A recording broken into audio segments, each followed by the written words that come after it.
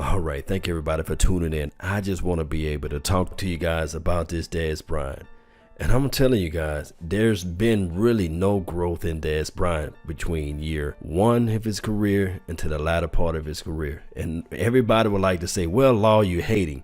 This is Dez Bryant's second year. And as you guys gonna see, you're gonna see the exact same similar thing that you saw with Dak Prescott. As we see right here, overthrown pass, not on the same page with. Gets time and overthrows Dez Bryant. And it was Peterson covering him well down the field, bringing up third down.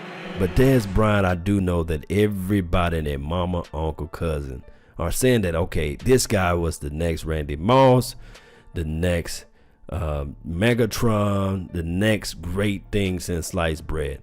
Matter of fact, he's better than Michael Irvin, better than Chris Carter, and those guys of those times, right? And as we can clearly see, a drop pass, but one gonna say, yes, he was hit, and that's why the ball was forced to leave his hand. And those people out there, like I said before, I'm always going to say this, and I'm not trying to change your mind. Those convinced against their will is of the same opinion still. We always would say, well, with Dez Bryant, he's better than what we think he is. He's beyond, he's an elite wide receiver, a guy that's a trailblazer out there. And as we can see here, fight through the ball. Patrick Peterson played better on the ball. Now, one can argue and say, well, on this route, you're supposed to fight towards the ball, keep the ball in between your frame so that the opposition cannot drive down on the ball. Better play by Patrick Peterson. And of course, in this game, Dez Bryant will get him back, and I will show you guys that clip too as well. But as far as route running and route technique, we're going to see the same Dez from 2011 to this exact same thing in 2016, 17, etc. or beyond. Slipped on this route, one can say, okay, well, it's the turf fault, right? It's not his concentration nor his focus. And I'll let you have that battle on that. So it's never Dez Bryant's fault. It's always either the quarterback. He's not putting the ball right on the money. Now, I would say on this pass right here too as well, the pass should have been on the outside shoulder. Look how much space he have on the outside, and he shouldn't have let him onto the inside. But it's just a good play by Patrick Peterson. If he'd have put the ball on the other side of the shoulder, maybe he could have ran it off into the touchdown. Who knows? But it's not Dez Bryant's fault, right? Ball led, overthrown, good play by Dez, being a defensive back on this play, actually pulled down Patrick Peterson's hand. Not Dez Bryant's fault though, right? You know, the quarterback overthrew on this pass, and it's just one of those things where it's chemistry. It takes time for the chemistry to develop in any young player, especially this is a veteran quarterback throwing the ball away, right? You know, it takes time for these guys to get on page.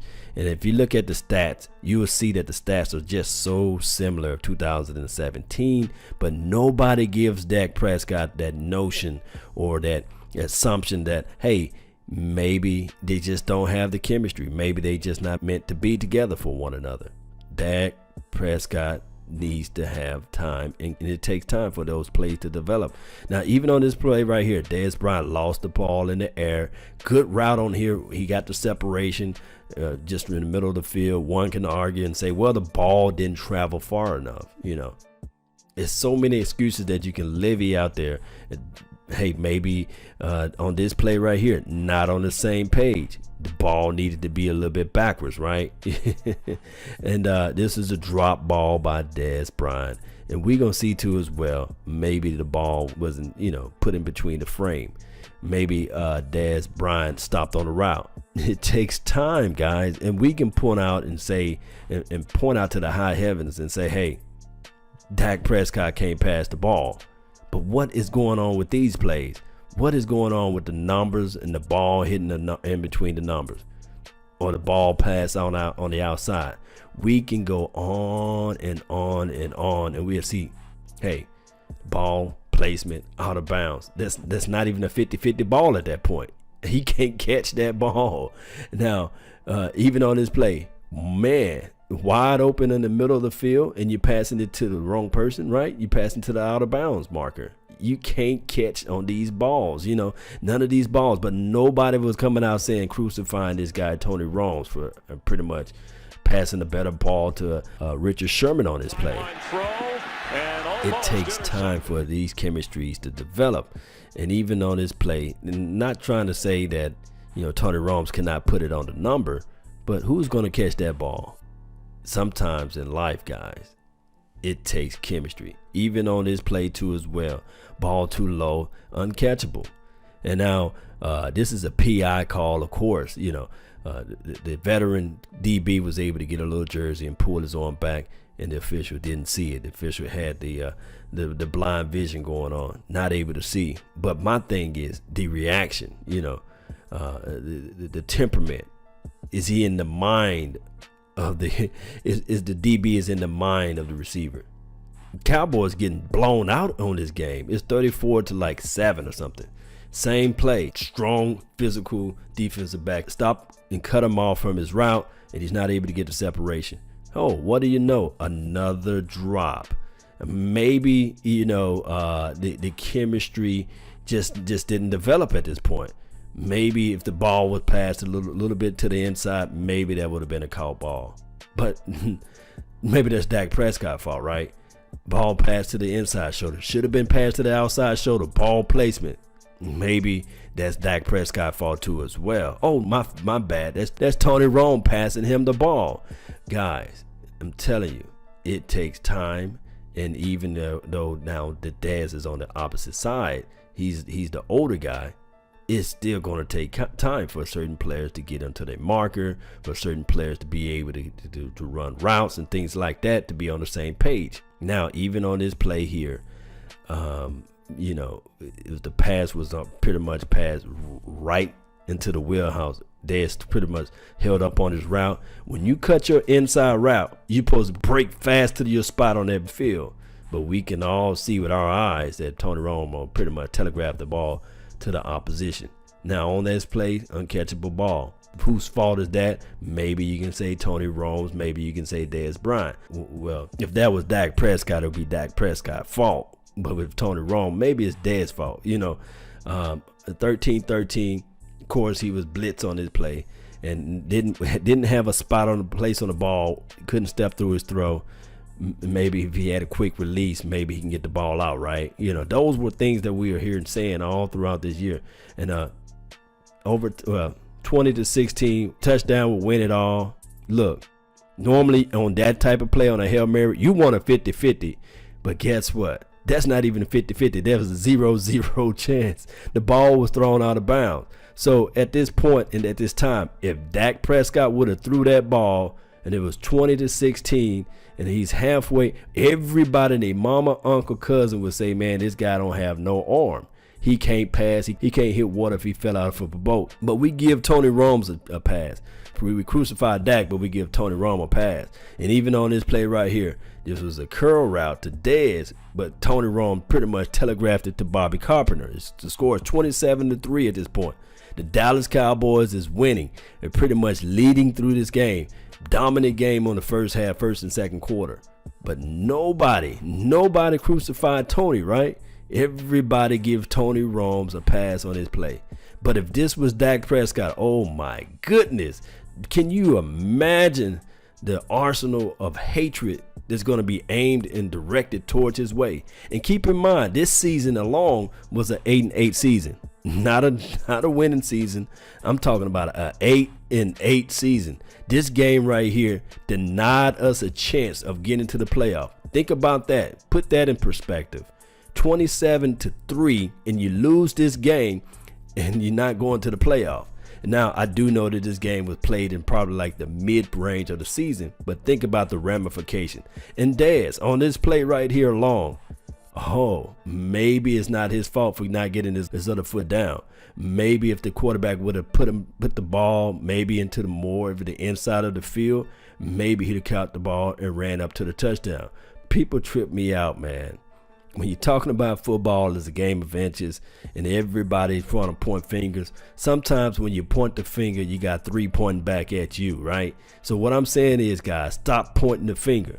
Stop pointing the finger at it. It's Dak Prescott's fault. It's Dez Bryant's fault. It's the offensive line fault. It's the coaching fault. How come it's never the players as the team unity fault? You know, we can look at Jason Garrett. We know that that's a problem, him being out there on the field, not being able to coach properly and right. But if you want to point blame, look at Jerry Jones for putting this guy in position. We all know that this guy pretty much a form of nepotism, and he's the coach for this team. But the same thing remains the same. The constant variable. Jason Garrett is our coach. Dez Bryant have the passion. People have to pull him apart because he's so fired up and passionate about this particular game. But guess what? Did we win this game? No. The coach on the sideline, he's saying, okay, I got you now. You're not going to stay focused. I know that now it's time for us to turn up the heat. And guess what? The Cowboys lost this game because there's no coaching power on this team to settle this player down, and there's no direct leader at that time, even when you're talking about anybody that played on this field. Now this is Darrelle Revis covering Dez Bryant. You know, we all know what Darrelle Revis was at this time, but one can only imagine that Mark Sanchez, pretty much the butt fumble himself, won this game. And it is just crazy because of the mistakes of our offense. Defense pretty much was never there too as well, but the defense played pretty solid. Look, telegraphed that ball right to the Now, what I want you guys to focus is this release off the line. Dez Bryant do this little hop move, and what that does is that telegraph exactly where you're going with on the ball. And you cannot, and I want everybody that's young that's playing on their wide receiver line, please don't do that hop step. Please don't hop off the line. This is just that is something that will ruin your career before it even starts. You want to be explosive. You want to get your pad levels low and explode off the line and get your speed up. Now, to me, I don't never know what the play was called, but I'm guarantee you that could have been a fade pattern up the seam side of the sideline, and that's what Tony Romo is pretty much telling you. Now, the good about that is, of course, we've seen this time and time again. Pretty much on this play right here, Cromartie is one of the top cornerbacks during this time in the National Football League, and Dez pretty much made him his baby on this play. Post him up, boxed out, and I'm telling you, that's what Tony Romo was talking about when he said, hey, if you can get a chance to high point the ball to Dez, there's nobody in the National Football League that can stop him. There's nobody out there that can control this guy when he's fired, when he's lit, when he's ready. And that's what we're seeing out here on this play too as well. Watch him. He's just going to pretty much out physical the guy. It's going to be like a fade seam pattern up on the side of the field, playing the X position. Pretty much, hey, I'm just going to lob it to him. Look, when this guy is on point, this was the first part of that Detroit game I was telling you guys about. At this point, everybody was glued to their seat saying, man, are we witnessing greatness happening right in front of our face? This guy is just being like a dog out there, just vicious. He still hopped off his release, but look how strong he is, and he jumped up and got that ball. There's nothing that the opposition can do or try to do. Box out on this play. This is when they are still playing one-on-one on Dez onto the outside. It just was unstoppable at this point. Unstoppable. I'm telling you guys, everybody, their mama's uncle, cousin was saying, how can we stop this guy when it's a one-on-one matchup? Because they still respected the other receivers on the opposite end. And they were saying like, man, this guy, this young guy, this second year in the league, and he's dominating, eating guys up like this.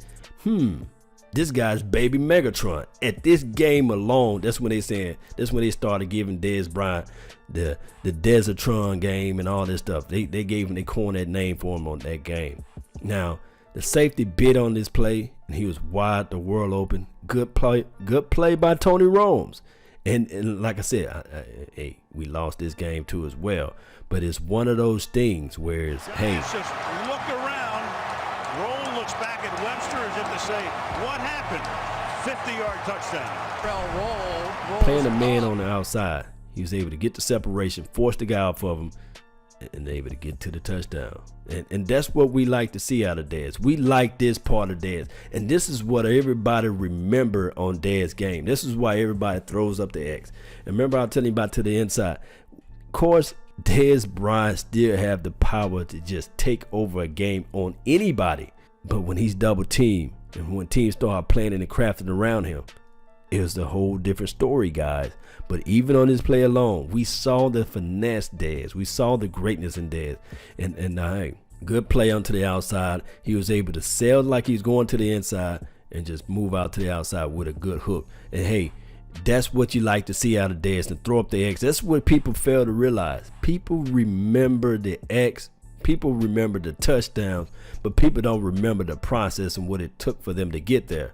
Everybody remembering the glory parts of the Dallas Cowboys organization as it relates to the highlights of players. Everybody remembered, for example, everybody remembered Jason Witten running down the field with his helmet off, right? Everybody don't remember the false starts, the holding on plays. And even on this play right here, he's able to sail like he's going to the inside, and bam, good deep out, man, play. You can't craft and draw that up any better.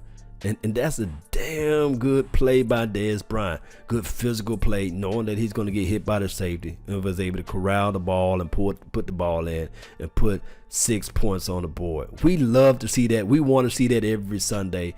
But at the end of the day, guys, those who out there saying that, okay, Dez Bryant still has his same speed, his same step of 2010 and 2011 and 12 and 13, whatever, even 14.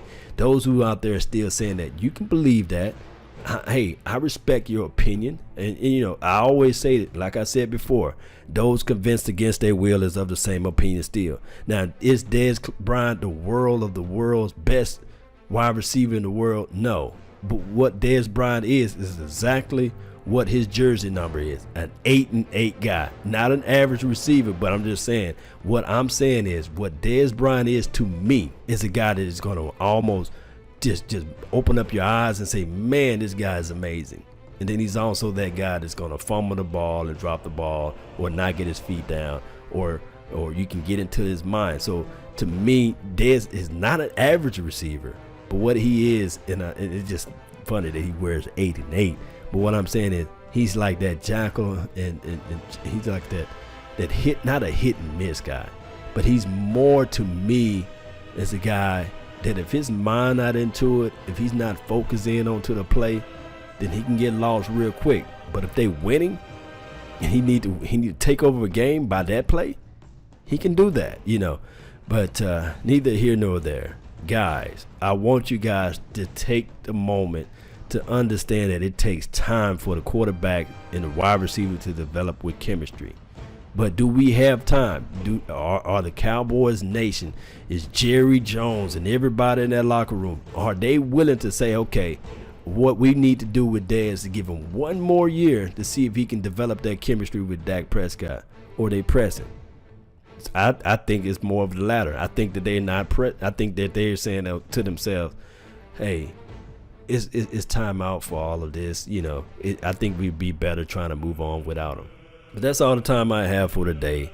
I really thank you guys for yours. And remember, you're listening to Nothing But the Best. I'm out. Peace.